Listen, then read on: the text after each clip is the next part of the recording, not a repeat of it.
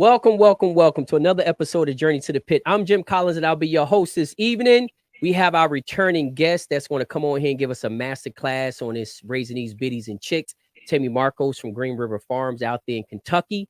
So, Tammy, welcome to the show for, I think this is your third time. Thank you, Jim. Yeah, I believe so.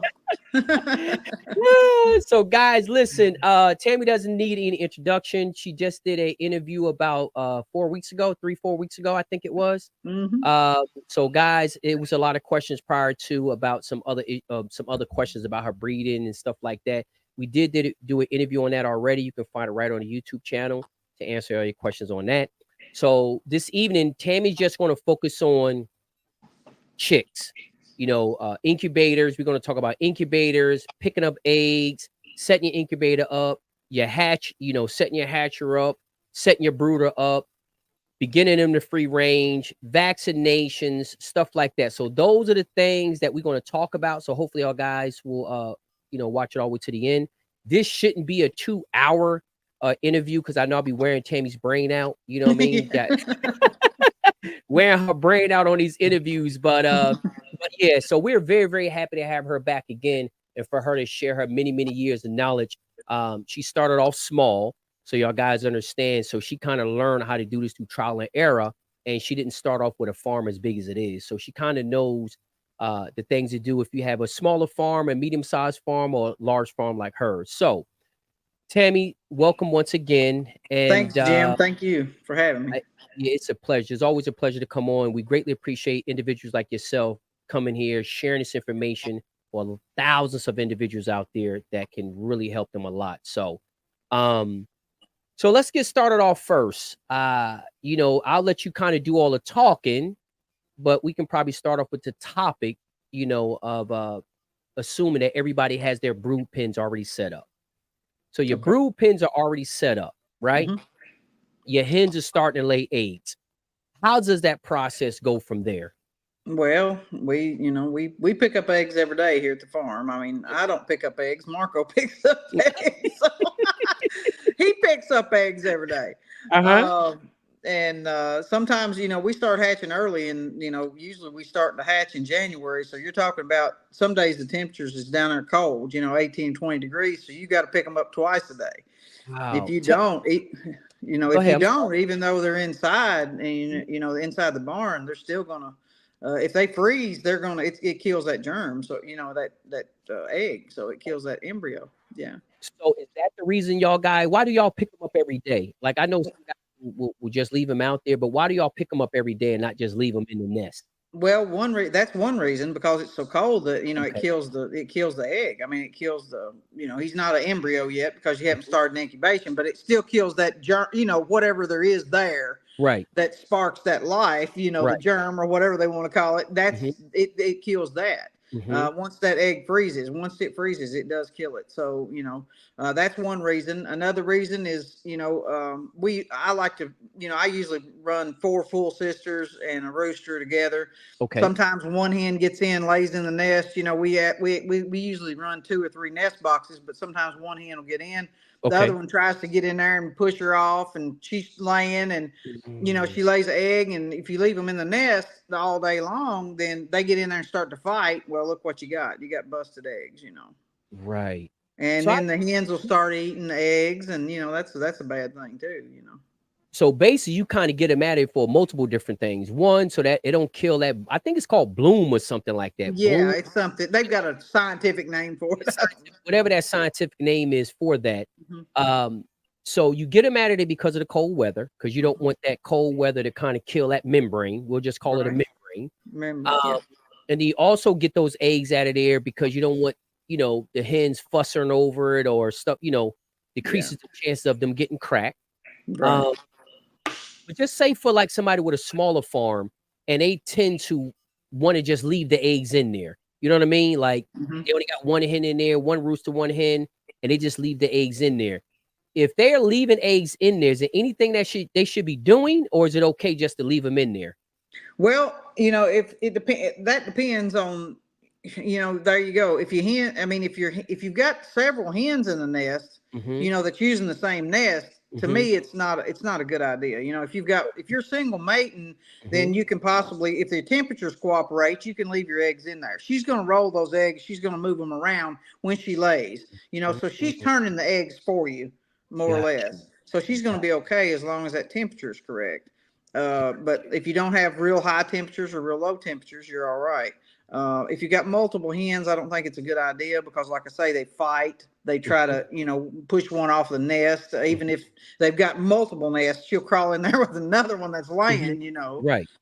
Maybe and try to fight, or they'll bust the egg and then they start eating. And that egg eating is a very hard thing to break, A very hard. We're going to talk about that in a second because I'm once they glad you brought start that it. up because Very that's hard. an issue that a lot of people deal with, and I have seen a bunch of different solutions. So that just told me that it must be a very hard issue to break due to the fact that it's so many different types of things. It is Tell me hard this, to break. right? So when you pull your eggs out of there, where do they go? We take them to a facility. We've got a barn over here. We call it our it's just a little room there that we've got heat in, and we can control the temperature. And we take them there, and we put them in egg cartons. And first thing we do when we pick them up, we write the pin number. All the pins are numbered. 1 through. It's supposed to be no more than 25, but usually we wind up doing about 40. So. Yeah, but it's as we pick them up, Marco writes the date that they were, the date, the today, because you're picking up multiple days. Of course, you're not going to know which egg is which date. That's right. I don't like to set eggs much older than 12 days. I've got some kind of little deal there. Move it, yeah. I've got, I don't like to set eggs much older than 12 days. I have went 14, but your fertility is going to drop once you start passing that 12-day point. So he writes the date on them and the pin that they're out of. And that lets us know if we get behind on setting a little bit or something, I can look at the eggs and say, whoa, wait a minute here. We need to set, Right. And then we take them inside, we put them in the egg cartons, and we put them in the best way I've found over the years, those eggs need to be tilted or moved, rolled, they need to be turned. Okay. They don't have to be turned 360 degrees, but they do need to be tilted. So we've learned that we stack them in, say, just get you a cardboard box, maybe we use like a 3.5 by 3.5 foot because we've got a lot of eggs. Okay. And then we put like a foot high, 12-inch high by 12-inch wide wooden block under one end. Okay. So here's your box. You're elevating those eggs. Right. They're at an angle. Okay. Right. Every day we switch that block twice a day, morning and noon. So that lets those eggs, it lets them tilt. Right. And you get a lot more fertility. I mean, if you leave them laying there flat or leave them sitting on their end, of course you're supposed to put a little end down, always. But if you leave them sitting there and don't move those eggs, you will lose a lot of fertility. Lose a lot of fertility. And when you say you don't like to set eggs no more than 12, say 14 days at max, what you mean by that? Leaving them in the temperature control room for more than 12 days before they go in an incubator, or what? What do you mean by I just don't like to, I don't like to leave them. I don't like to set eggs that's older than 12 days, say, or 14 days, picked up 14 days ago, because their fertility also starts dropping once those eggs are 14. That's why a hen, she lays, you notice she lays 10 or 12 eggs and then she gets broody. She doesn't just keep on laying. She gets broody. She wants to set because she knows those eggs, that membrane or that germ or whatever it is in there, it's only viable for a certain number of days. She knows that. That's why she goes to brooding, Got you. So that makes a lot of sense. So you kind of stay on as close as the natural schedule as possible. And you're right. They'll lay all them eggs and then they will go broody. And I guess by nature, she knows exactly, hey, I laid that thing 12 days ago. I got to really get on it, because if I don't, it's not going to be fertile. Yeah. Okay. And it's not to say that eggs 16 days old won't hatch. They will. But you're not going to get, you're not going to get up there in that 85-90% range for sure. You're going to get, maybe you got 16 eggs. You notice the hen, she hatches 12 chicks. Right. A lot of times. You know what I'm saying? If you're hen hatching. So some of those eggs have died, before she ever started setting. Got you. So individuals out there, even if you single mating, you don't have a whole bunch of brood pins. You might only have 2 or 3. It doesn't make a difference. She's saying even if you just got one, depending depending on the temperature, that obviously the hen, if you hen hatching, then, the hen will be out there moving them around. But if you plan on putting them in the incubator, you don't want to leave them out in the cold too long. And then when you do move them into a temperature controlled environment, you do definitely want to move them until they go into the incubator, correct? Yes, right. Those eggs need to be tilted daily, at least once a day, and twice a day is better. If you Okay. can tilt, and it's easy in those boxes. I mean, you can just stack those. You can just stack those egg cartons in there, Mhm. and just put that block under there, and just tilt it. Move the block every day. One side to the other. If you Right. can just do it once a day, it'll. I mean, it really increases your fertility. Okay. Now, do you typically do it twice a day? Will you go in the morning and do We it? And do, because okay. Marco, he'll be over there early in the morning, or I will. One of us will do it. Sometimes we do it 2 or 3 times a day. He's like, Got "Did you. you tilt that? Did you change the block on the eggs?" And I'll say, "Yeah, I did." And he said, "Well, I did too." But it doesn't matter. You're not going to overdo it. Right. Right. So, But that's a very important part. You don't want to just leave them stagnated and just leave them on a level surface unmoved. right. No. Got you. Got you. Okay. So we got the egg picking part. So you pick them all up, you mark them with the pen, you mark them with the date. You date them for the date that Marcos picked them up and brought them into the temperature control room. Then you And have them. we use a pencil. You don't want to use no magic marker, or nothing like that. No, nothing with crayon, nothing with oil or any kind of, we just use a plain old pencil. Okay. Just a pencil. Yeah, to write on Now with. you got them in the temperature control room. You have them in there. We know once they get to that 12 to 14 days, they're going to be obviously going in the incubator. So let's go ahead and talk. Before we get to that part, let's just talk a little bit about some of your solutions for hens that eat eggs, because I know that's a problem for big and small farms. Okay. You have any solutions for that? Well, I've got some stuff that'll help, but like I said, it's a very hard habit to break. First of all, that's why we pick up eggs twice a day a lot of times. Mm-hmm. Sometimes, or at least once a day. We don't want them starting that egg eating. But if they do start it, and we do have some that will start it, Mm-hmm. I put a fake egg in the nest. You can buy them or order them off Amazon, or you can use golf balls. Even a Okay. golf ball works, but just the fake wooden eggs work real good. Put them in the nest, leave them there. She'll peck, peck, peck, peck, peck. The ones that, because obviously all of them's not going to. Maybe if you've got 4 hens in there, only one of them's eating eggs. Only Right. one is, she knows to break them. And then eat Right. them. Then all the rest of them may join in, but she's the one that knows how to break those eggs. That's She'll right. peck them, and so she'll peck, peck, peck, peck at that golf ball or fake egg, and she gets bored with it or gets tired of it, and so that will help. I put blinders on them too, if because if she don't see that egg all the time, of course it's not, it's better. Right. So I'll put a blinder on her if I'm having issues with it. We don't have a whole lot of problems with it. Because, like I said, we keep her eggs picked up, obviously, Right. and but that's 2 things that you can do. I used to cut back the beak a little bit. You can sore the beak, cut it back a little bit, make it sore. That helps. But other than that, like I said, there's not a whole lot of other stuff you can do. That's pretty much it. Or that's all I've found. Okay. Yeah, no, that's what I was thinking. And I guess the only last thing is, if you ain't working a job or something and you can be out there peeking, as soon as you drop out of there, go out there and grab it. Other than that, it's some going to be people's got the cage. Some people's got the cages. They put them in like they put them in a cage, and then when she lays, that egg rolls out of there. And a lot of Filipinos do that, I know. And that egg rolls out of there. She can't get to it, But I mean, most people around here is not set up like that, Yeah, right. That's very including common. Myself, I'm not either, So. But you don't have an issue of it. That's the reason. I'm sure if that was an issue, you would have a more permanent solution. Oh yeah. I just don't have a whole lot of, like I said, we don't have a lot of problem with it, Right. Right. Okay, so we got the eggs in there, temperature control room. Before we move to them being put in the incubator, let's talk a little bit about how you set your incubator up for the seasons. Okay, well, of course, we hatch in the basement of the house here, and I don't ever, once I got them, when I set them up, I hardly ever move them. Okay. I get them set up, I leave them set up. I noticed we used to move them around. We used to hatch in a building out here, behind the house, in the chick building. We used to put them out there. And, but every time you move those things, you've got to recalibrate them. You know what I'm saying? Everything affects them. Right. So once I get them set up downstairs, I've got them set up in the basement, and I rarely have to touch them. They stay right where they're at. Right. Perfect. That's what I like too. I don't like them fluctuating, Right.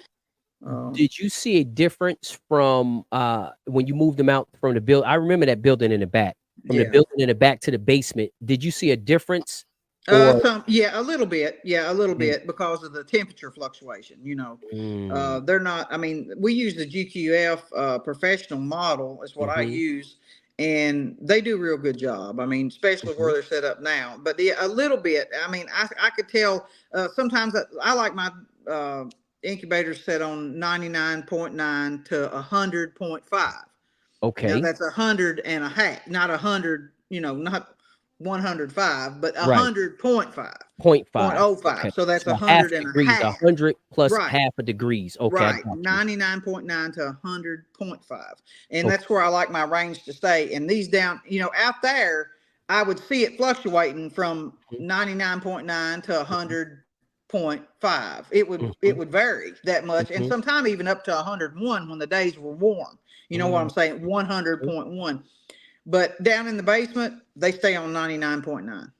mhm, All mhm. I don't ever see them change, which they've got the electronic, you can just walk back there and look at them, electronic readings shows Right, they hardly ever change in the basement. right. So that's And them or the hatchers, either one. them or the hatchers. Yeah. Okay. We don't So hatch in the incubator. We use a hatcher. We okay, use y'all use hatchers. it. All right, so we're gonna get to that Mhm. hatcher in a second then, because that's another thing we're gonna talk about Mhm. that setup. So with your incubator, you got it 99.9 to 100.5. Mhm. Okay. When you setting them, well, they already pre-set up, but to get your season started, do you sanitize them? Do you wash them? Like, what do you do Okay. to get them prepared for them to start being used? Well, we wash them after every hatch. I mean, I Okay. wash them after, I clean them out after every Hmm. hatch. I won't say wash them, but I clean them out after every hatch. And I Hmm. use, I just use warm water a lot of the Okay. times. Warm Okay. water. That's all I use, or warm soapy water. About every 4 or 5 hatches, I will use just a little bit. They make there's something that it's called, I think it's called Tektral. It's a Hmm. cleaner, it's made specifically for those incubators. I Okay. think that's the name of it. I've had a gallon of it down there for so long, but I'm pretty sure that's what it is. But anyway, you can order it through GQF, any of the incubator, some Companies. first, yeah, companies. And I think it was like a tablespoon per gallon of water. Hmm. And then you just, I clean them out after every hatch. I just find it makes it much easier, Hmm. rather than to hatch to it a couple of times and then try to, on the hatchers. But now the incubators, all I do is just swab them out with Okay. warm water, Okay. because we don't hatch in them. You know what I'm saying? They Right. hardly ever. Occasionally, you'll get an egg that'll, maybe something happens to it. It rolls the odd way or something, and Hmm. it gets busted. Hmm. We clean that up, of course, but very little maintenance to the incubators if you're not hatching in them. Okay. And but now the hatchers are a different situation. We clean those after every hatch. They have to be cleaned because you know, you've got the eggs and the Right. hulls and Right. the chick babies, Right. droppings and so on and so forth. So do you clean that with the stuff that you were just talking about? Yes. Okay. Yeah, I think Okay. it's called Tektrol. Tektrol, Tektrol, Okay. Tektrol, I believe. Right. Yeah, I get it through GQF Manufacturing Company. Okay. And it So tells on the bottle how much to use. I think it's a tablespoon per gallon of water. The instructions is on it, whatever it is, and I think that's what I've used. I think that's what it says to use, a tablespoon per gallon.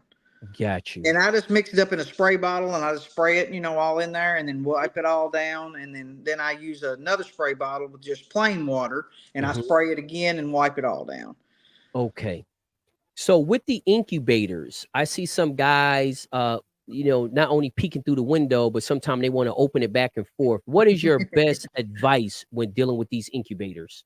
Well, you're better off to, leave them alone after they uh, do whatever you're going to do to them on day 20, Hmm. and don't mess with them on day 21 and 22. If you're going to have to get in there to, if you don't have automatic water system, if you got to add water, if you got to, whatever you got to do. Of course, from day 1 to day 18, those eggs are and if they're, and I'm talking about if they're hatching with their incubator, you know what I'm saying? Right. Right. If Right. from day 1 to day 18, those eggs are turning. Day 18, you've got to stop that turning. And then that's why, I do like a hatcher better, is because I don't have to be in there messing with the other eggs. You know what I'm saying?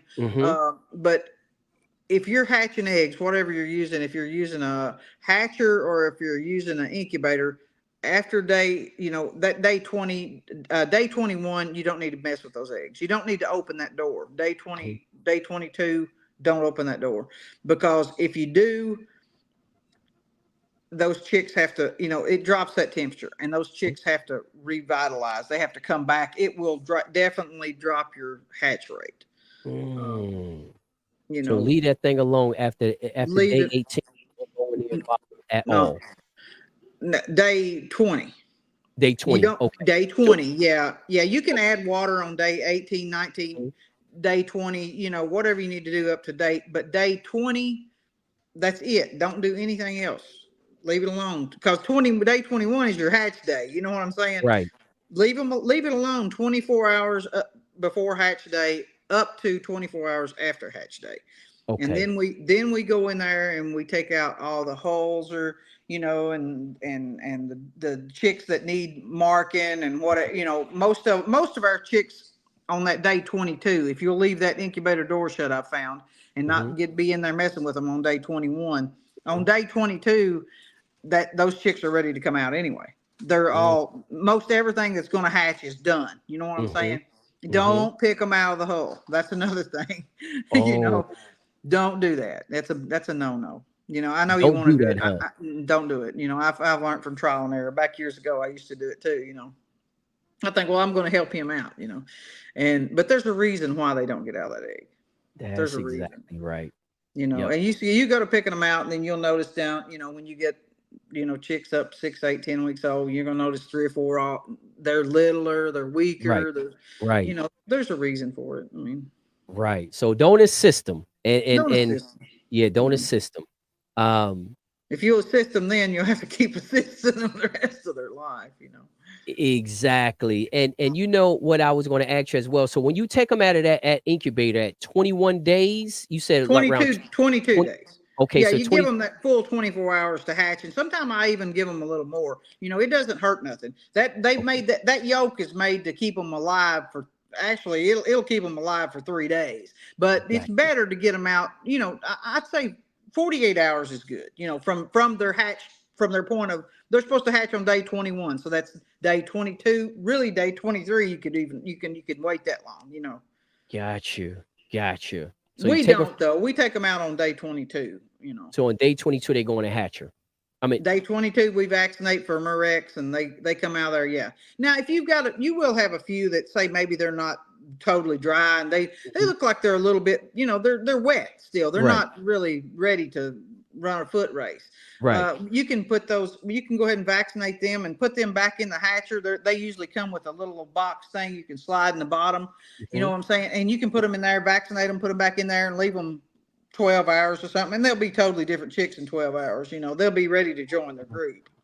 Nothing wrong with that. I'm just saying, don't pick them out of the egg.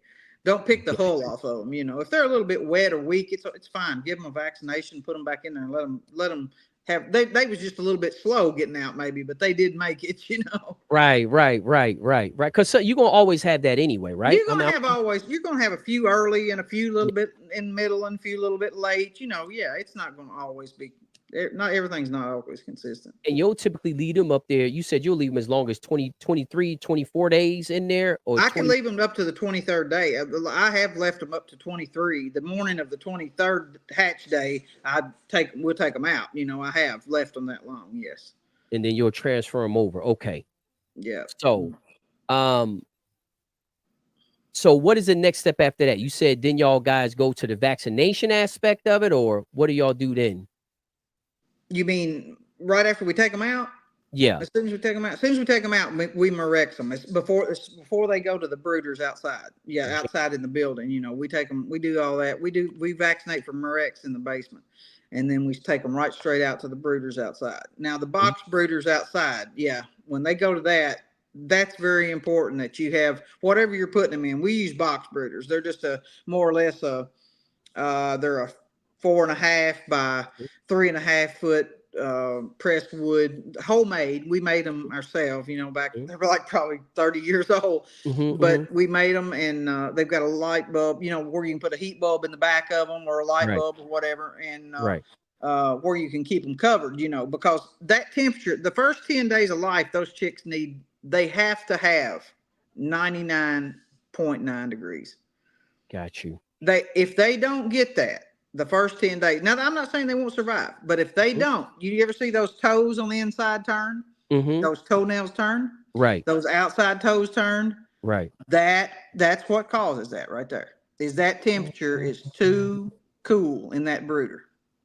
Gotcha. He'll live and he'll grow and he'll make a rooster, or he'll make a pullet. She'll make a pullet. But that's where you get your crooked toes at right there. And I learned it by trial and error. I learned it. I used to have a lot of them, because I'd keep it 99.9 degrees right under that light. You know what I'm saying? Right. Well, half of them go over here and sit in the other corner. He's okay at 90 degrees. He's fine. He's happy. He'll live. He gets a little bit cold, he'll run back over and get under that light. That's right. But I guarantee you have 40% of them will have them, or 20% or 30% will have them inside toenails turned in. So you got multiple lights inside of yours? No, I just use we use a 175 watt, I think. Okay. 175 watt heat bulb. It's a heat light. Right.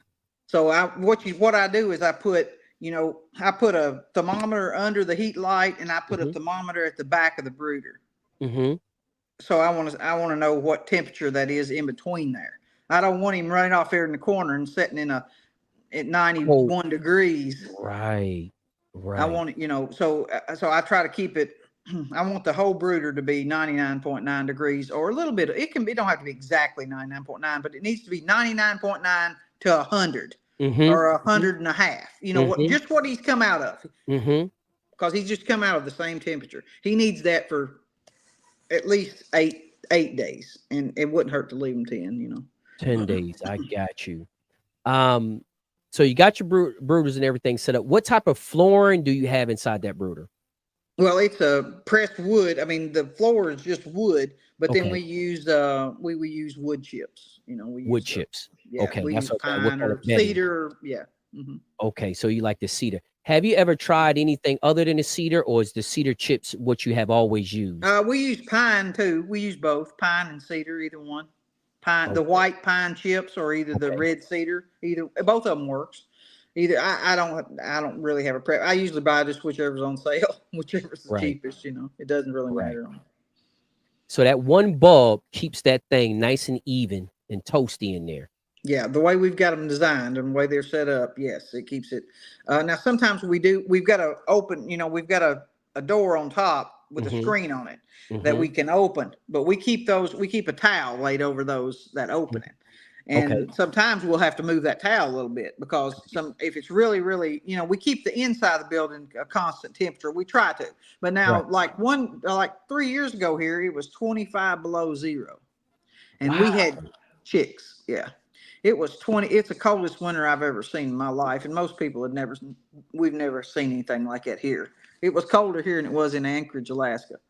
And we had to cover those, we have to cover those tops up, because you couldn't let none of that heat out. It was cold, Right. And we had chicks hatch too, and it was too early. I told Marco, I said, no more of that, no more hatching in December. So we stopped. I don't even like January. I don't like the January hatch either. People wants to come and purchase earlier and earlier and earlier every year, but it's hard to hatch chicks in January and February, Right. So we started hatching. It's freezing. Yeah, it's cold. Yeah, it's definitely freezing. So that was definitely one thing. The crooked toes. That is something I think a lot of people have had, and they didn't understand what it came from. Can you correct it? Have you ever been able to correct it, or once they have it, is a done deal? No, once they have it, it's done.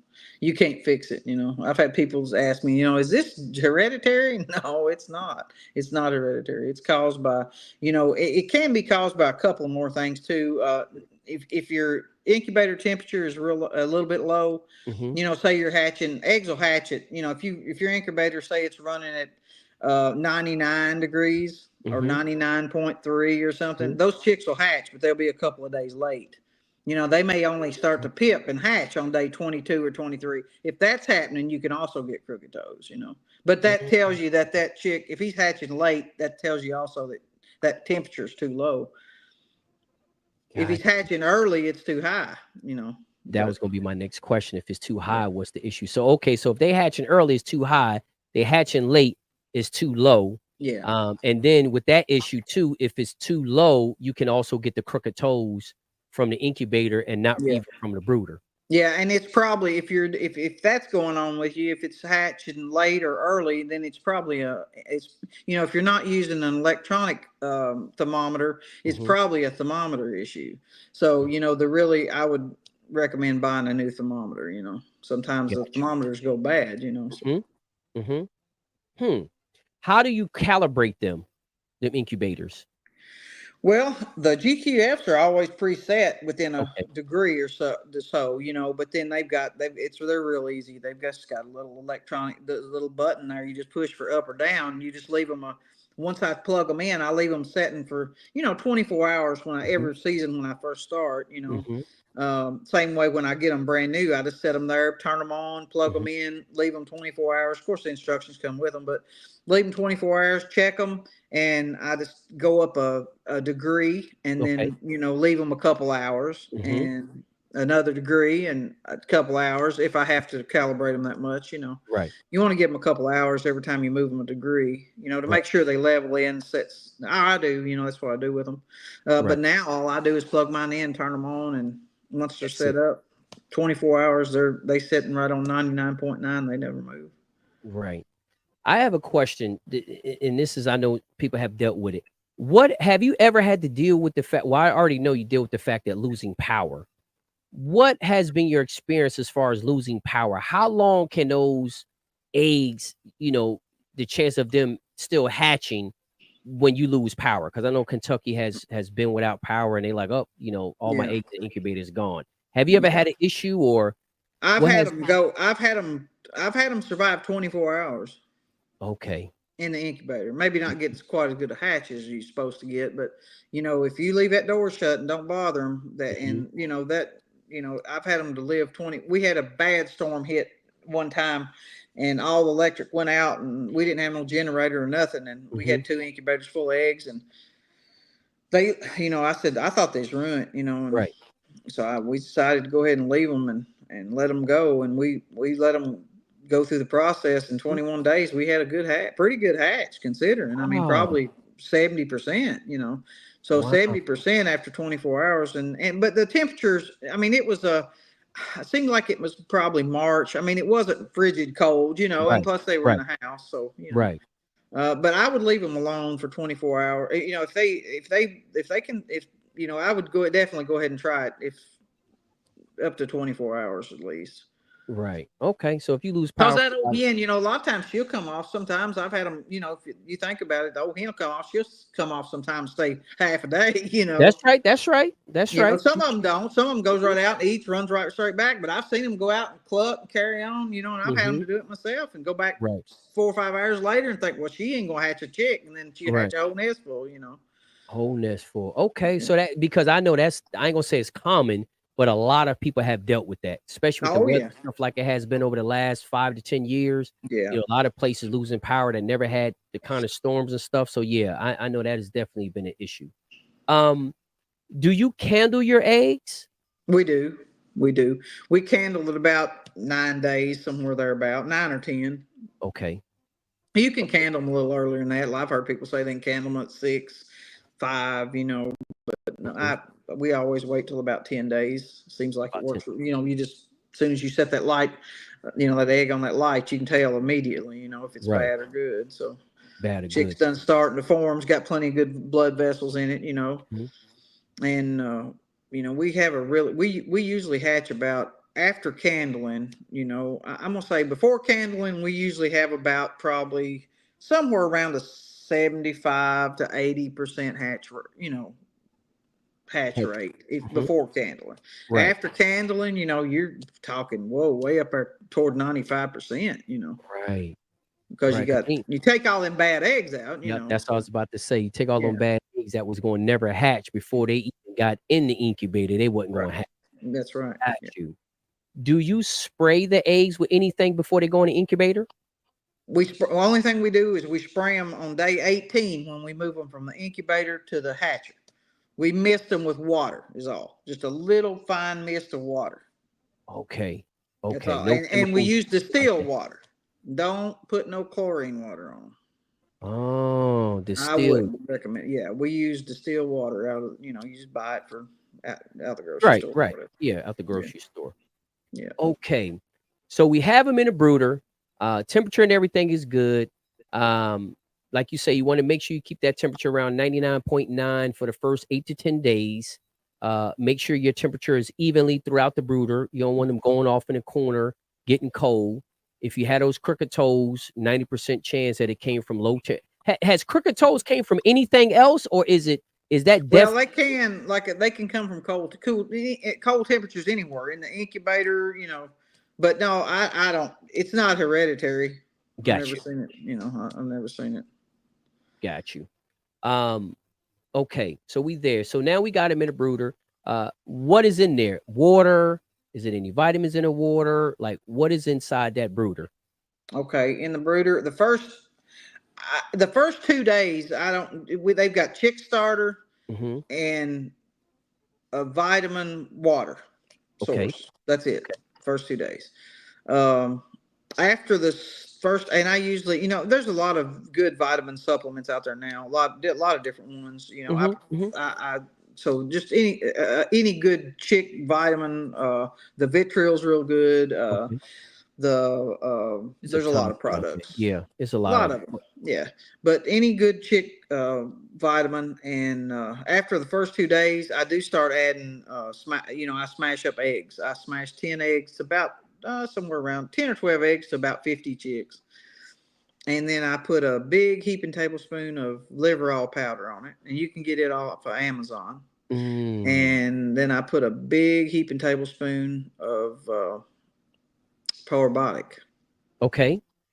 And to those 10 or 12 eggs, 10 or 12, somewhere thereabout. Okay. You can smash that up, and then I just top dress that feed with that. And shell. I don't put no shells in there for about 3 or 4 days. After 3 or 4 days, they'll jerk it out of your hand. I'm telling you, they like it so well. Okay. That mix. I don't know what it is about it, but they sure do like it. Okay. But after 3 or 4 days of it, you can start adding the shell, and they'll pick through it. They'll eat a little of that shell once they start getting a little older, 8 or 10 days old. I give it, mine gets it every day till they're 6 weeks old. Okay. Every day after the first 2 days. Now the first 2 or 3 days, I want them to eat that chick starter, and I want them, because I use we usually feed a medicated 17% chick starter, and I want them to get that medication in them, from that chick starter. So I don't want them having the egg. And if they get that egg the first 2 days, they'll go off that chick starter. They won't hardly eat it. They like that egg better.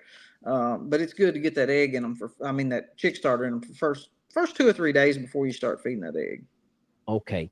And then you give them that egg mixture for how long? You give them the egg mixture 6 weeks. 6 weeks. 6 weeks. But every one of them, to about 50 chicks, you're giving 12 eggs. So they're not getting a whole lot of it, but they're just getting 2 or 3. They'll eat it fast as they can, and then they'll chase each other around trying to get whatever the other one's got. Right. You can tell they love it, and I think it helps them. It seems like it makes them grow a lot quicker. I think so. Just listening to the mixture that you mixing, I would think it would definitely help them 100%. And then what you have in the water, you said you have just a little bit of vitamin stuff inside the water. Yeah, I give vitamin water for LS50. They get also LS50 for the first 7 days. LS50 mixed or the LS50 equivalent. There's some other products out there now that's you can't hardly get LS50 anymore. Right. That's what sulfamethazine, I think. No, I'm not for sure what this LS50. They have the equivalent of it, and you can get it around. Yeah, they even got a little different name to it. I can see these different brands, the way they label it, the way they name it. Is kind of the equivalent of the LS. Yeah, Yeah. Now I've been ordering mine through a veterinarian, and he, you can order it through a veterinarian. It's more expensive. This LS50 is, but you can still get it if you can find the veterinarian. He knows you're raising. A lot of people, I think, went to giving it to calves or something. I don't know what they was using it for, but if he knows you're using it for poultry, and it's somebody you have a working relationship with, they'll sell it to you. Right. It's about $30 a pack, where the other is about half that, I think, about 15. This equivalent, but it's the Filipinos and the Mexicans too. They have, both of them have good products. Yep. So just Yep. get an equivalent to it. It's fine. First 7 days of life with the vitriol or any kind of vitamin supplement. That's what we give them. Mine usually gets the vitamins for 10 days. I usually give them for 10 days. Then I take them off of it and I put them on straight water. Okay. And the LS50 goes in their water the first 10 days as well, or first 7 days? First 7 days. Okay, Yeah, LS50 I goes give in it only 7 days. Yeah, What has been your measurements on that, like the LS50 in the water? I put a teaspoon to the gallon. It's teaspoon to the gallon. Okay, that's yeah, what I it's a powder. It's just a dry powder, and I put a teaspoon to the gallon. Okay, teaspoon to gallon. Okay. Yeah. And then from that, so you got the vitamins in the water, LS50 in the water, the egg mixture. You got your mixture up with your eggs. So you're running that. So what do you do you kind of like in with that medicated chick starter at the 3 days, you kind of eliminate that and just go straight with the egg, or do you still leave? No, it's just a top dress. Yeah, Gotcha. the eggs just a top dress. Gotcha. But I just make sure they get the chick starter only for the first 3 days, and then I start top dressing that egg, and they'll eat that egg up just instantly. I mean, it don't take them, Oh yeah, I see them. They flying there 100 miles an hour, jumping on top of each other and everything to get to it. Yeah. Okay. All right. So you got that. So you got the vitamins and stuff in the water, the probiotics, the LS50. You got your egg mixture that you put in there with your medicated feed. You like the medicated chick starter because of you want to get the medication in the system. You said that's about 17%. It's a 17% protein, yeah. And it's usually, I think, what we're using, it's through Bertram Mills, but of course there's a lot of good products, and I think it's medicated with amprolium. Okay. Just a little something for coccidiosis, when they're real young. Got you. Of course, you have more problem with the coccidia after you get them on the ground. If you've got them in brooders, and your brooders are relatively, now you don't want to keep those brooders. I mean, it's okay to let them have, I don't want them standing poop up to their knees, but it's okay. You don't have to have them spotless every day, because it's good. They're chickens. They get a little bit of poop in them. They build up a natural immunity to stuff. Like I said, I don't want them filthy. I don't want the brooders stinking and carrying on, but it's okay to get that they're not they don't have to be spotless. No, every day. That's exactly right. And actually it causes more harm than it does. Yes, that definitely causes more harm. And then and that's the same thing with humans too. You got to get exposure to different types of things. You get exposed to it. That's exactly right. Okay. Now, once we get out of that 10 days of that 7 days LS50 and vitamins, and then I usually run the vitamins for 3 more days. Somewhere around 10 days, I take them off of that. I put them on straight water. They just get good old straight water for about every 5 days. Now I say on once a week, once or twice a week, I go back to the 2 days of vitamins. Okay. We run a couple of days of it. That's all. The rest of the time they get straight water. Okay. Up until they're about 6 weeks old. And then at 6 weeks old, and that's when I start we pre-medicate for coccidia. Okay.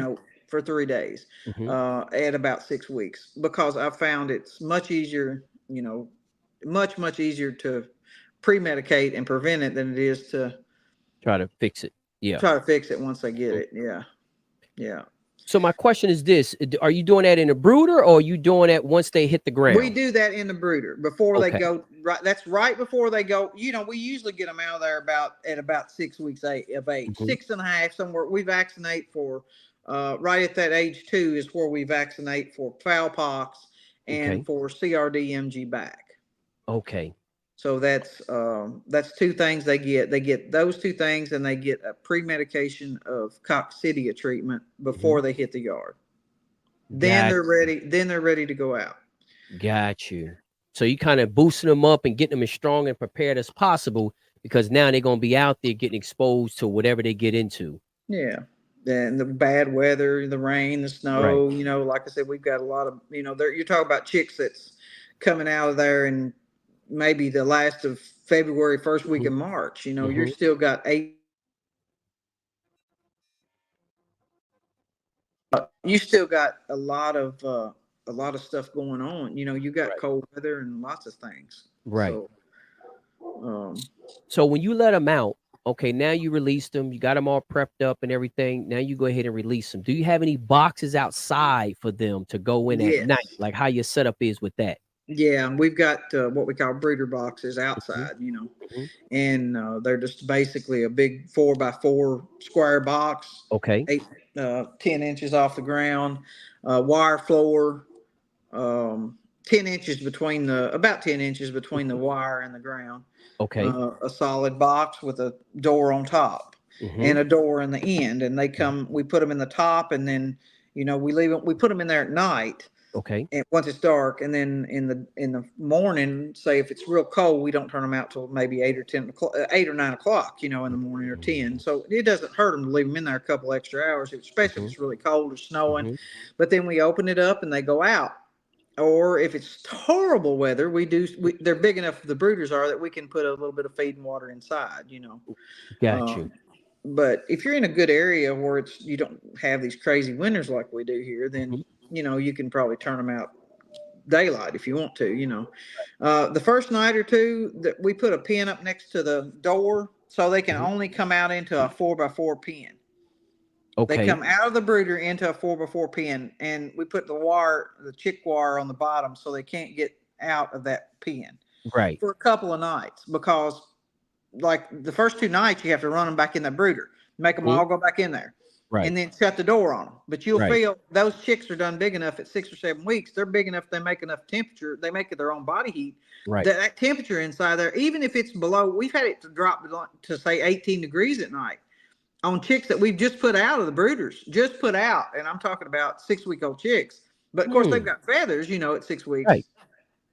But you go out there in the mornings at 18 or 19 degrees, and you can open that brooder door, and you can feel that heat coming out. I mean, it's just like a Mm. heater, because Mm. those chicks they're huddled up, and we put to those 4x4 brooders, we can put about 45 or 50 6-week-old chicks in there, and they Mm. do fine. They survive perfect.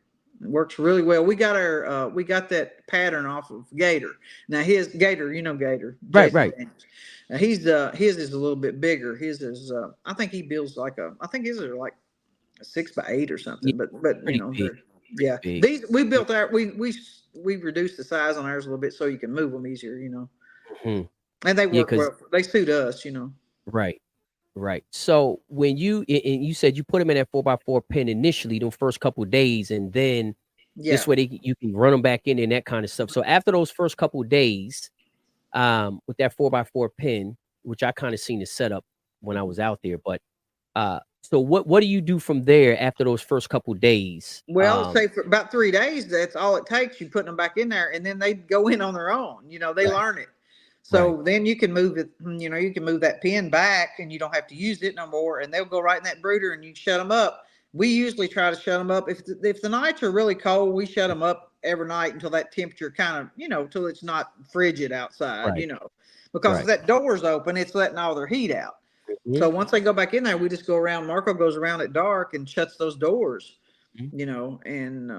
and they stay in there and they're perfect.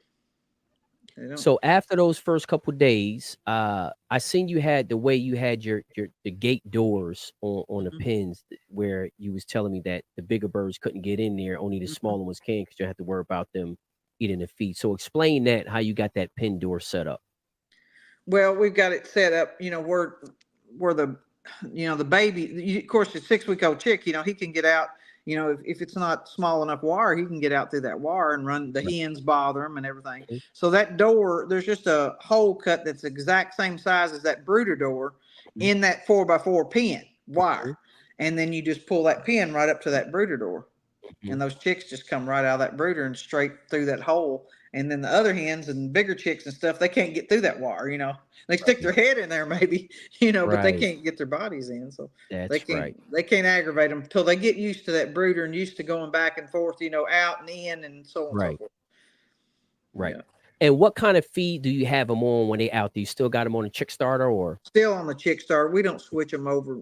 You know, we don't. We leave them on that chick starter to they're about 8 weeks, and then we switch them over to they've got a developer. You know, it's called it's not a starter. It's a developer or a grower. You know, it's a little bit bigger granule crumble, and then we put them on that. We usually leave them on that about 2 weeks. And then at about they're about 10 weeks old, we start adding a little bit of 3-grain scratch. Say for every 4 parts of feed, the developer, we add 1 part of the 3-grain scratch. Okay. But now that don't start, you know, first thing you want to do, let me back up a little bit. At about when you switch to that developer, you want to start using what they call a starter grit. Okay. And we add about 4 ounces of starter grit to a 5-gallon bucket of feed. Okay. Now they've got 4 or 5 different sizes. They got starter, grower, developer. I only use the starter and the grower. I found that they work fine. We use the starter up until they're you know, close to pinning size, and then once they get up pinning or whatever, you know, close to pinning, you can switch over to that developer grit. And we feed the developer grit to the big chickens and everything. Everybody gets it 1 day a week. They have to have grit. You know, people say, "Oh, well, I've got rocks out here." There's nothing. The only thing that's hard enough to grind the feed sufficiently is granite. That's it. Limestone won't do it. Pebbles out of the yard won't do it. You know, I'll have people say, "Well, my chickens," I've had them call me before, "My chickens are passing whole corn. They're passing whole peas." You know, okay, are you feeding grit? What's grit? Well, it's, you know, it helps them grind the feed that's in they got rocks outside. That don't work. That don't work. It will. It's not saying they won't survive. They'll live, but they don't flourish, you know. Right. Because your whole concept of your whole deal is just maximizing the efficiency of every part of your program, correct? That's what it is, pretty much. That's exactly, and that's what I'm thinking. And then also too, I mean, with adding that grit, I mean, it's a lot more efficient. Your feed bill, I'm assuming will be a little lower. I don't know how much lower, but it has to be lower. Well, not only that too. They also get all the nutrients out of the feed that they're eating. You know, so if you're throwing them a bunch of feed, if you're throwing them corn, if you're feeding them corn, they're passing it out whole. What are they getting from it? Right. Nothing. They're getting nothing. No nutrients whatsoever. You know. And that is what hopefully individuals can understand, because you don't have to you can run a solid, efficient program and don't have to be big.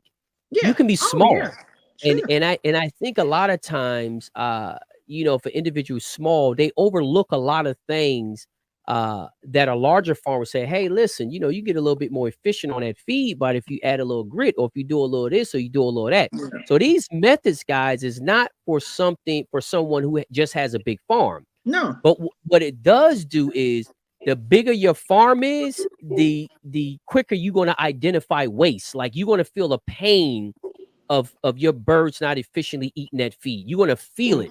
When you smaller, you know, if you buying 200 pounds, 150 pounds a week, you're not really going to feel the pain that much. But if you using 1,000 pounds a week, you'll feel a pain. But the inefficiency is going to be the same. It's just that the bigger guys recognize it quicker than the smaller guys, because the smaller guys are not really paying attention, because hey, I'm only using 200 pounds a week. So understand that the stuff that Tammy's talking about can make your farm. I don't care if you just got 50 out there. You can use these same methods that make your operation even that much more efficient, because waste doesn't hurt you as much when you small, but waste hurts you, you know, when you get, the bigger you get, the more the waste hurts. Yeah. So, and another thing too, a lot of people, you know, I have a lot of people come over here at my yard, you know, on my yard, and they'll pick up my birds and they'll say, "Man, what are you feeding? What do you feed?" You know what I'm saying? What do you feed? And I'm like, "Well, this is what I feed." And they're like, "Well, man, my feed looks just like this," you know. Right. Are you feeding grit? No, we feed oyster shell. You don't feed no grit. No, my birds don't feel like this. I mean, my birds is, they got body. You know what I'm Uh-huh. saying? They're like you Mhm. holding a. I Mhm. mean, they're not fat, but they're there. Yep. And a lot of Yep. people say, "Man, my birds ain't got this kind of body. They ain't got that. They've got a body, but not like this." I said, "Well, feed some grit. It makes a Exactly. difference. It makes It a difference, and makes it's a cheap. It's cheap. It's like it's the cheapest thing you can feed. I mean, Yep. really, for Yep. what it does for you. That's exactly right. Again, guys, I'm telling you, these are the little hacks right here that you can use, because the whole bottom line is, I don't care if you got 50 or you got 5,000. When I told people before, hey, you should run your farm just like a business, they took that in the wrong way. And they thought I was meaning like just profit and loss. You got to make money. It's not about that. A good business is a very well efficient operation, a good system, like a McDonald's. McDonald's don't have the best burgers, but they have the best system. There is no other fast food chain or any restaurant business out there that have a better system than McDonald's. That's right. It is not about the burgers that they sell, it's the efficiency of the system. And listening to you have a system for every single aspect of your operation. You're not winging anything.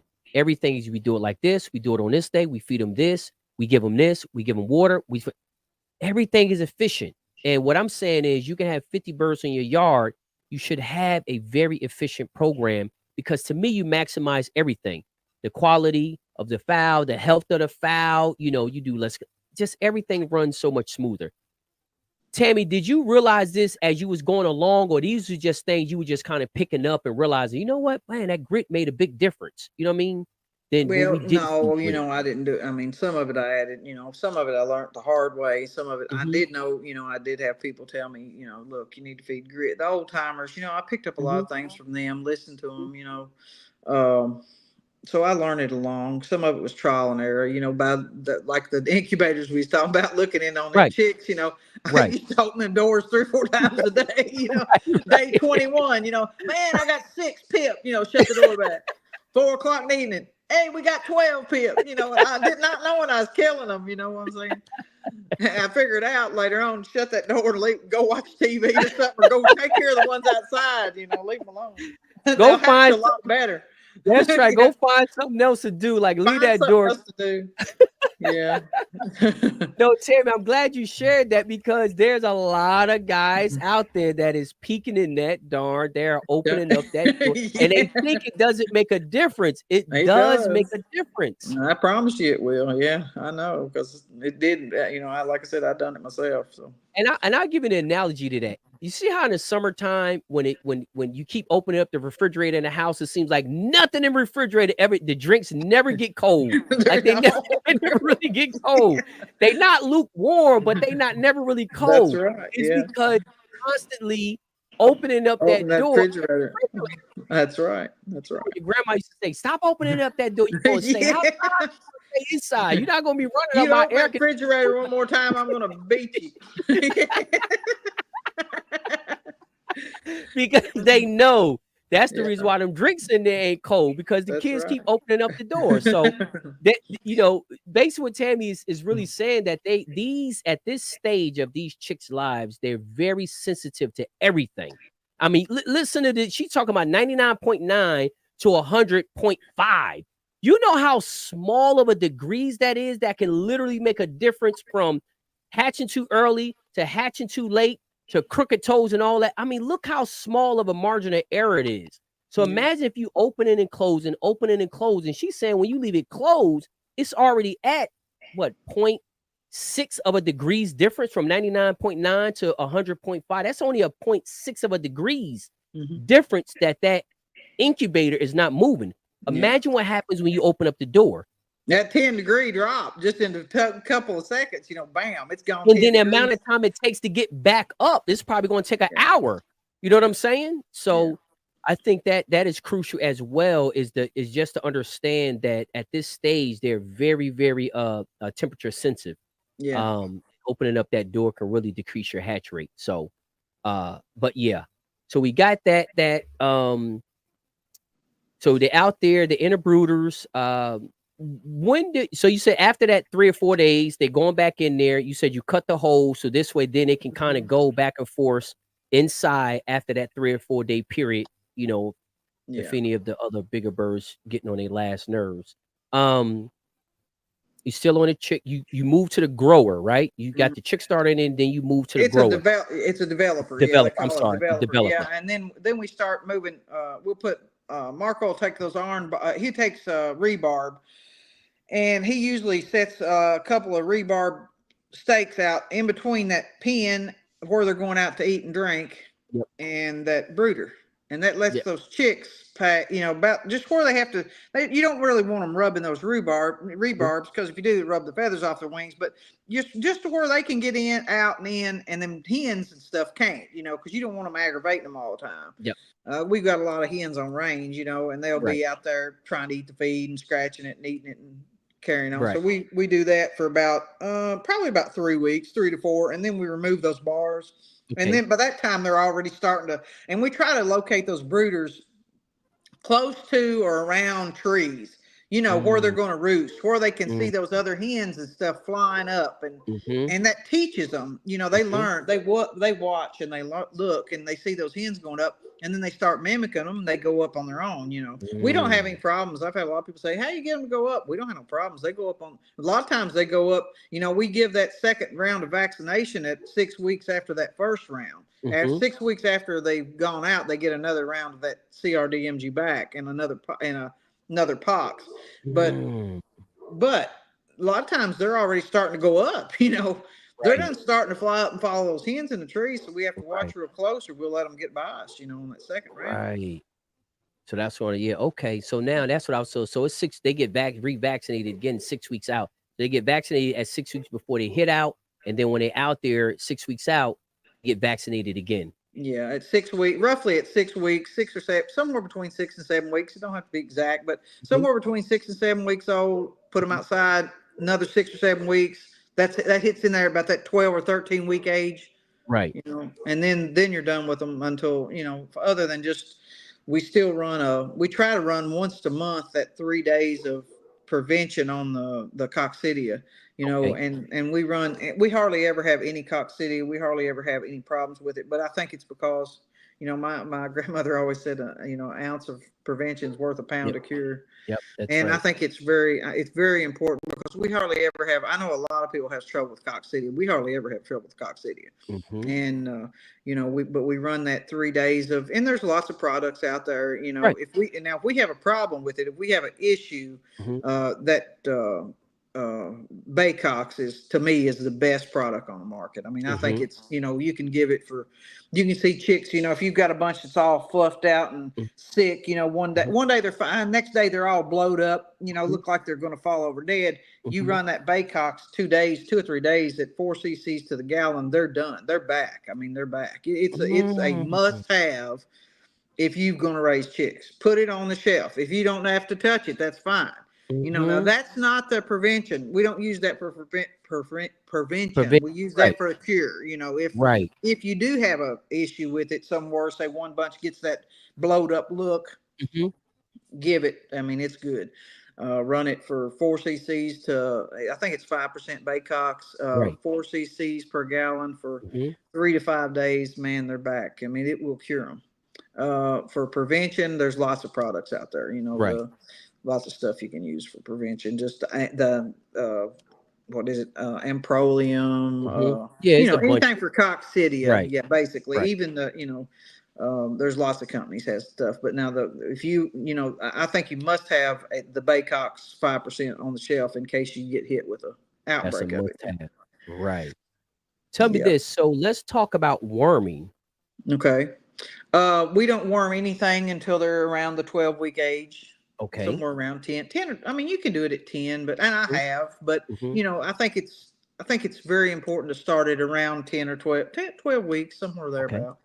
Okay. Once every 8 weeks. So do you put it in their water or do you kind of mix it up? Okay, we do. Put it in. And we've used the Bastertone, I think it is, from the Philippines. I've used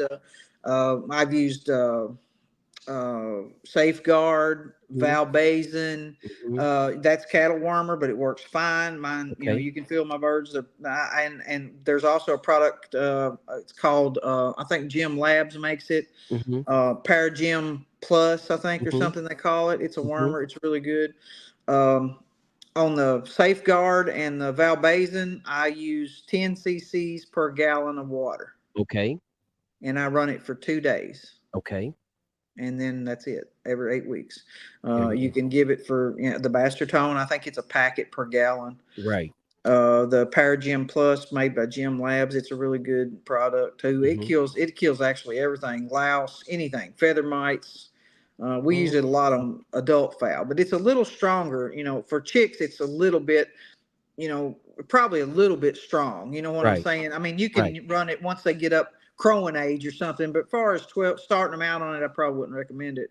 It's a Okay. little bit strong. Okay. But once they get up crowing and carrying on, starting to getting ready to pen or whatever, we run it to the hens, everything on the yard at 10 cc's per gallon of water. Hmm. Wow. Okay. Yeah. Um, I think, with that right there, it seems like obviously, because like I said, we want to kind of keep this. I think you covered a lot of stuff in your last one. You did say you had something you wanted to share that we missed in the last Oh, it was somebody messaged me the next day, and he's like, I'm like, yeah, I was half asleep, didn't feel good. But he's like, I just want to know if you didn't touch base on the hen side at all with the line, with the line breeding, inbreeding. I said, right, yeah, it's the same way as you do with the rooster. right, He said, do you line breed? Yeah, we line breed the hens too. right, You want to line breed and inbreed both sides if you're gonna, set a family. You know what I'm saying? Then you can right. come back in together. So so Um, so that right there was kind of the last thing that you kind of missed. So the strategy is exactly the same yeah. with the yeah. Yeah, Mhm. if you're That gonna, if you want to breed a son back to the hen, you breed you want to pick the best son, breed it mhm, back to the mama, mhm, pick the best son from that maiden, go back to her again. You see what I'm mhm. saying? You've got 3/4 the hen side, Yep. then you got 7/8, then you got 15/16. Right. Then you got 31/32. If you gonna Right. keep a hen alive for 4 years and do it, but a lot of people can't. But I've done it a time or two. So. But to me, Exactly. twice back to the hen twice. If you can do that and they're still viable, they're not sick, they're not no Mhm. massive defects. You got probably a good stable line there going. So Got you. So guys, if you have not watched her other interview, which was a couple about 3-4 weeks ago, definitely go back and watch that one because it was solid. She went very, very in depth, how to set a family, seed fowl, why she keep different families on her yard, what stress factor. That's a big one there. exactly. Hey, you know what? I have received a lot of messages about Yeah, individuals are saying that I never looked at it like that when she said that stress factor. They had, yeah, everybody's worried about station, legs, cut and all this other stuff, but nobody paid attention to that stress factor. You know what I yeah, mean? yeah. When it came to the selection process, they Hmm. never really took that into consideration. So I think that definitely opened up a lot of individual eyes when you brought that in. But Tammy, I think we covered everything. We covered your egg schedule, picking up your eggs, how you put them in the incubator, you date them. Oh, last thing, record keeping. Yeah. Yeah, we keep records. We put. I mean, all that has to be written down. Everything has to be written down for me anymore Hmm. because I can't Hmm. remember much past the last 15 minutes. It seems like I get worse every year. Right. So yeah, we write it all down. Right. We write the brood pens down, of course, what the Hmm. roosters are, what the hens are. Hmm. Repeat, whether it's a repeat, whether it's a new pen. Hmm. All that and marks, the marks Right. on the chicks. Whoo, Right. that's a big one there too. I mean, there's 1,000 ways you can mark, but I mean, we've probably used them all. And some people Right. say, well, if you got this mark again, I'm like, look, that mark's been thrown away 14 times. We've been through so many marks. Uh, but Right. uh, but yeah, everything's in the books. We keep. I've got record books goes back to plumb all the way back to 1994. Wow. Yeah, some of them all the way back to 1994. I've always set down the day we set the eggs, Right. when we, when we put them in the hatcher, when they go over to the hatcher, how many, what hatched, the marks of the chicks, everything. So yeah, you've got to run good records, I think. Right. You got to have good records. If you don't, you can't, like I said, who can remember back 8 years ago? You know what I'm Yeah. saying? I have people call me and say, you know what, I bought a trio off you 6 years ago. What's the closest line you've got to this? What do you have? Can you send me the same thing? Right. A lot of times Right. I'll say, no, I can't send you the Right. exact same thing because, Right. hens die, roosters Yeah. die, Yeah. but I say, look, I can send you a half sister. I can Right. send you, I can send you a cousin, and Right. they'll say, yeah, that's what I want, man, so that's what I do, but we That's keep good records. We have to keep good records. that's extremely important. And guys, and one last thing, Tammy. So do you have like eight people working on your farm? No, we don't. It's me, Marco, my son, and my mom, and she's 76, my son's 16, and of course me and Marco, Marco works more, he does a lot of it. He pulls a lot of the plow, but I talk to people and do interviews and stay on the Yeah. phone all the Yeah. time, Yeah. but now Yeah. I'm out there too. I do I take care of all the selecting and about for everybody, all the putting together on trios, but he catches the chickens. It's a family run ordeal, but no, we don't have. We've got one guy, and he says he swears he's 60 years old, but I think he's 70. He missed 10 years somewhere. He helps us do some. He helps us water. Right. But mom does all the mowing, and so it's we're here all the time, 7 days Yeah. a week, and we don't. But it's like milking. It's like milking cows. You don't never get to leave. Yes. Right. That's right. Because you can't really turn it over to nobody. I mean, Mm-hmm. not as big as we are now. We raise 1,000 stags or 1,200 and 1,000 or 1,200 pullets a season. We're right now Mm-hmm. catching wide open. Casey's just called. She's coming here tomorrow to do some filming and stuff. But Right. we've got people calling now every day. We don't open until November 3rd, but they're Right. wanting in here right now. And I told them, Right. it ain't fair to nobody let nobody else in. Right. Casey, I told her I'd let her in here a little bit, and she come in. She's gonna come in here and do some filming and stuff. But of course, I start taking my orders in September Mm-hmm. and I've got all my orders together and everything now and getting them out, but we'll open for the public in the 3rd. And I tell everybody I ain't ready, and I probably won't be ready the 3rd, because we're still But catching hens and working and, right. And I wanted you to share that because I think a lot of individuals are under, when I post up the pictures of your farm and stuff like that, they're under the impression that, you got 2 or 3 or 4 people out there helping you. And I'm like, I stayed no, out there. I'm telling you, I got up, I stayed there. I'm telling you, no. it ain't. And then back then, I need 3 or 4. We yeah, probably yeah. need 3 or I'm 4. saying it, and it was just, I'll say, woo, I know I couldn't have it. I wouldn't want no farm. I'm like, man, this is just way too much work. My son 20 says I bucks, need 3 or 4. yeah, it's like 20 buckets of feed. And I was like, man, ain't no way y'all can have this. I was he just getting get, tired out there looking at y'all. He comes out every evening and helps me feed. I let him off on weekends. I don't make him help, but now Right. Monday through Friday he helps me every day feed and put out stags. Marco catches in the morning, we put Yeah. out in the afternoon, Yeah. and he helps me every day in the afternoon after school. And he's like, "Mom, you need our help." I'm like, "No, Right. that's what I Right. Well, got you he for." wasn't doing that. He was a lot younger when I was out there. So he Yeah, wasn't really, yeah, he was riding around. He was driving me on a golf cart. So yeah, he was a baby then. He's a big boy, Jim. Now oh, I you have to know look up. he is. I He's seen the six. He's pictures. 6'3" and 220. So Oh, yeah, he's a grown man, little grown man now. yeah, he's a Um, big boy. but yeah, He so loads them feed buckets, boy. He can pick up in feed buckets and set them right over like in that mule. nothing, don't he? Yeah, He can pick him up like nothing. I was like, wow, yeah. wow. But yeah, Tammy. So I think we covered everything. Guys, go back and watch this 1, 2, 3, 4 times. Share it with your friends. I think it's only fair if you learn something to share it with somebody, get them the opportunity to learn something as well. But we covered everything. I don't really think that we didn't cover nothing. I mean, you guys can obviously adopt because the system that she's running is not for just her size farm. You can run the same identical system no matter if you got 50 birds out back. You know what I mean? Yeah, you can run the same identical thing.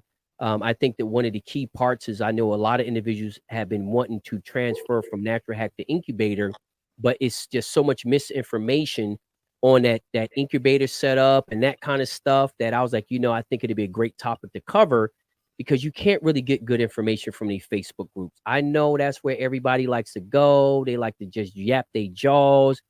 But you know what I'm saying? You ask one question and you get 80 different answers. I'm not saying all 80 answers is wrong. I'm not saying they're right, but how confusing is it to the person asking a question and he gets 80 answers, even if they're all correct? He doesn't even know, what did she even use? Like, what, you know what I'm saying? What to even start? So it's not like I'm downplaying the information, saying that the information is no good. I'm saying, no, it's just confusing. Yeah. It's just so confusing. And I think the individuals, when they come near, they don't know what to start from because they don't even know if the person giving them the answer even has done the information that he shared. You know what I'm saying? So that's one part. But then at least having one answer from one credible person, at least you can start from there. Yeah. Versus looking at 80 answers and not knowing which one, like any, meeny, miny, mo, like which one should I pick? So. Now, the only thing I can think of that we didn't touch on, and I think we probably should just hit it just real quick, is the humidity on the incubator versus the hatcher. Yeah. On the incubator, I like my humidity around 67%. Okay. On the incubator. But now once they go to the hatcher, which is at day 18, I like to up that humidity to about 72 to 74%.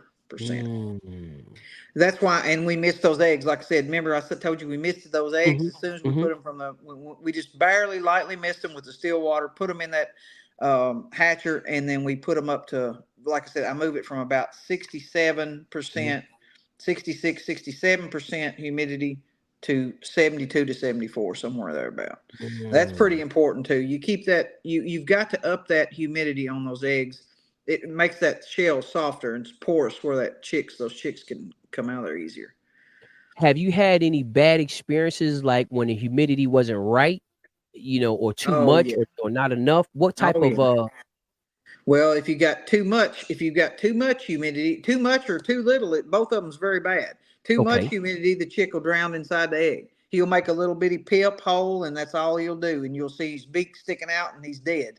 He's drowned it. It's too high. Too low, you'll notice that chick will cut that egg off. He'll cut the shell off, and that egg sac will be dried to him. And same thing, he'll be dead. He might get that shell off or out where his head's out, but that egg sac, that membrane, that white will be on him, be attached, and he's dead also. So, that's a good sign that humidity's too low. If that egg, that white membrane is attached to him and the shell's gone, but he's still sitting in that sac, he's dead. Right. He's dead. And if he's in that hole, with just his beak sticking out, or just maybe not even his beak out, just a little hole, most likely that humidity's too high. He's drowned it in that egg. So I guess not only do you have the solution, you got the way to identify what the issue is. So now you know not only what to keep the relative humidity at, but also two signs to what to look for. If it's too high, if it's too low, you can identify that as well. So yeah, that's some great information as well, because you're right. That's just as important as the temperature of the of them with that. Okay, well, Tammy, like I say, I know I didn't I said it wasn't gonna be 2 hours, but it's 1 hour and 30 minutes. It went a little longer, but it was like a master class, though. We covered everything. I don't really think I hope it helps, especially some of these young people, like you said, they get on there and get confused. And some people, and I mean, I ain't gonna say I don't tell you sometimes I may be wrong, but if I do, it's because I don't know no better. I mean, I ain't gonna get on there and just say anything. I think a lot of times people try to confuse people sometimes. Sometimes keeping it simple is better, I mean, I agree. I think keeping it simple is better, and I think it's okay to say I don't know. Yeah, it's okay to say. And I think I try to learn something. I don't think you ever stop learning. I try to. No, I don't think you ever stop learning, but I think it's okay to say I don't know. It seems like people don't ever want to use that phrase. I don't know. You know what I mean? And sometimes somebody can ask them, say, you know what? I don't know. It's okay to say that. Sometimes people will say something, answer a question that they truly don't know the answer to. They don't know the answer to. Right? They truly do not know the answer to that question, and they will answer it. And the person that's receiving the information don't know enough to know that the answer is wrong because they just don't know. You know what I mean? So it's okay, guys, to say, I don't know the answer. You don't have to have an answer to every question. Yeah. So, but that's it. That's it. This was another great show, guys. Y'all got an hour and 30 minutes master class dealing with just chicks. We stuck to one subject, one topic this way. She got into all the details. I don't really know if there's anything other than that, besides the fact you have to get out there and do it. You know, you can watch all the interviews that you want. You can read all the posts. You can talk, read all the comments. But at the end of the day, none of that is going to be replacing the fact that you got to go out there, set your incubator up, put your eggs in there, and go through the process, and you'll also learn something as well. So that's pretty much it. Tammy, thank you once again. I greatly appreciate an individual like yourself. Thank you, Jim. Yep, you're very welcome, and thank you for letting me have the opportunity to maybe get some information out there that somebody can pick up and use. They definitely can. And guys, y'all know how to reach her. Just say this one last thing too, Tammy, because you did put a video up this couple days ago, yesterday, whenever, about the fact about this scammer.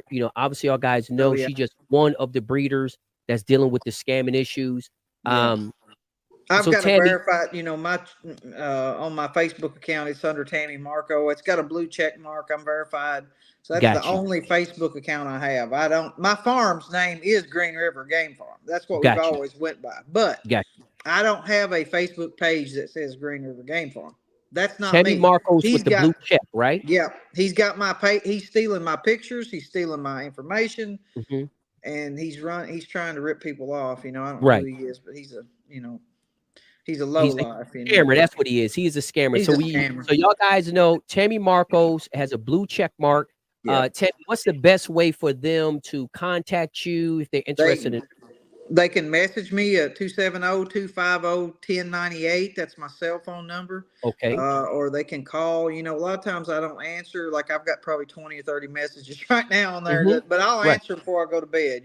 I usually do. Is it easier for you to do the message? Message is probably good. Yeah, just shoot me a message and say, "Hey, look, I try to answer everybody. I try to answer all the questions I can answer. Right.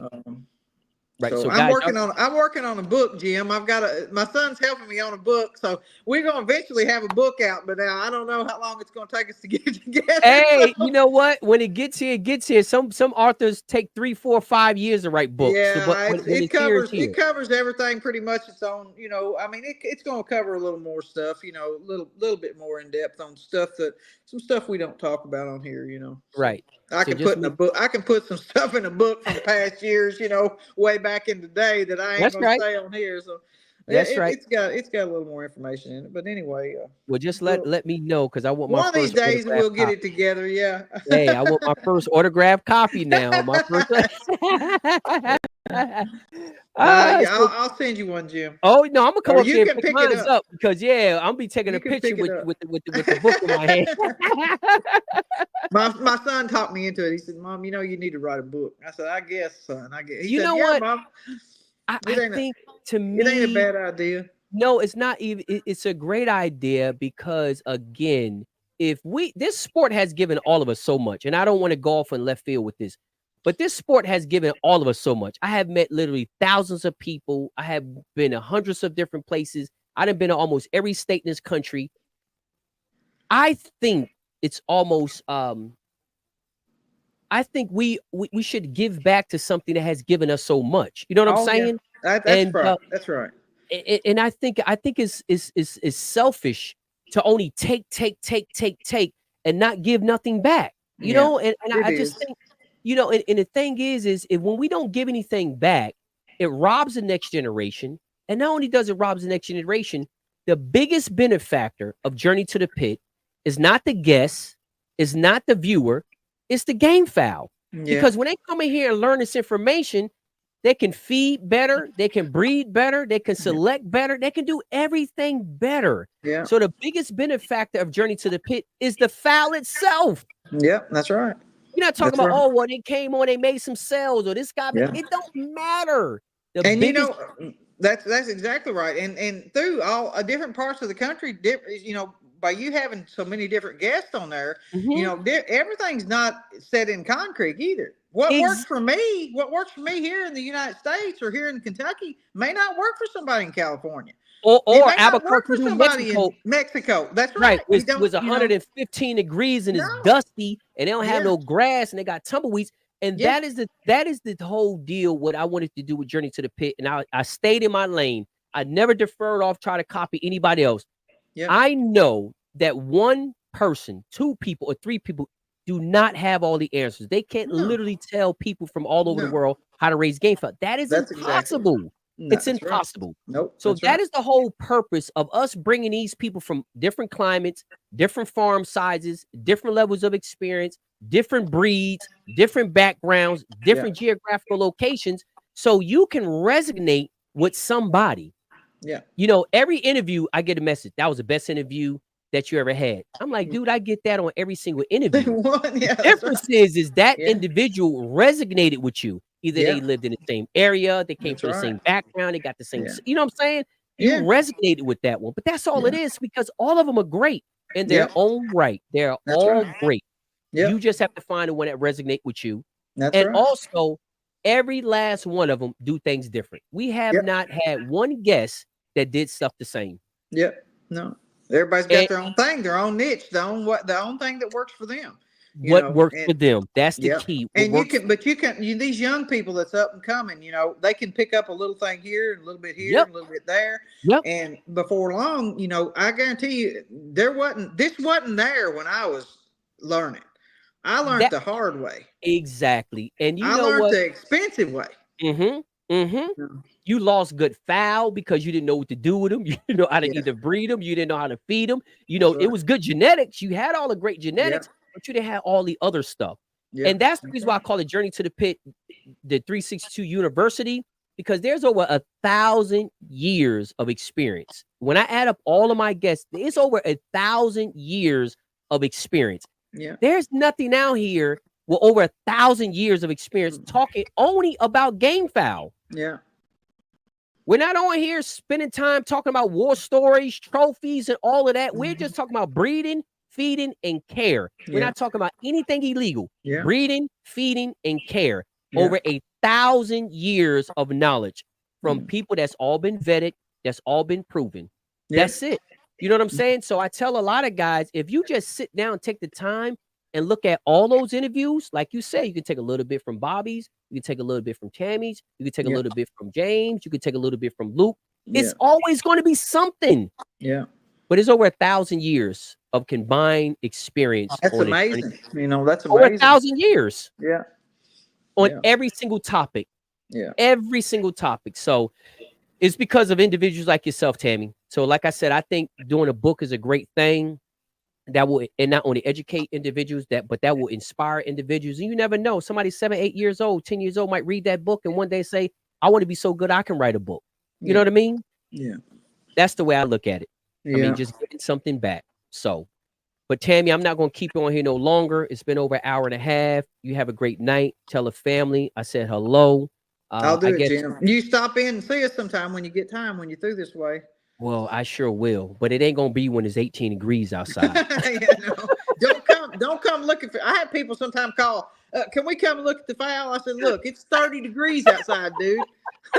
I go out there, we do what we have to do, and we come back in. That's it.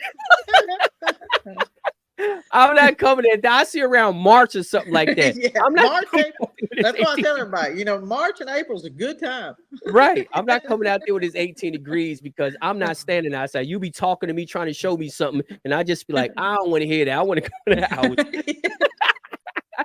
But Tam, you have a good night. Tell the family I said hello, and I'll talk to you soon. Jim. Thank you once again. You have a good night. Guys, y'all have a good night. All righty. Thank you very much, Tammy. Thank you, Jim. See you. Bye-bye. All right. All righty, guys. That was it. We're going to close this one out. I hope y'all guys enjoyed it. Tammy came on, shared an hour and a half of great information. All we talked about is chicks, her systems, what she do, how she do things. Gave y'all guys a lot of great information about setting up the incubator, the hatcher, how she run her systems. It does not matter if you have a farm of 50, 100, 200, or whatever the heads you have on your yard. It does not matter. These systems is you can use these systems on whatever size farm. So I hope y'all guys enjoyed this information. And like I said, share the information. I think it's only right. If you was able to get it, pass on the blessings. You know what I mean? There's a lot of individuals out there that need solid, verifiable information that comes from real world experience. And I think this will be an opportunity for you to share it to them. So y'all all have a good night, and I will see y'all guys on the next one. Have a good night.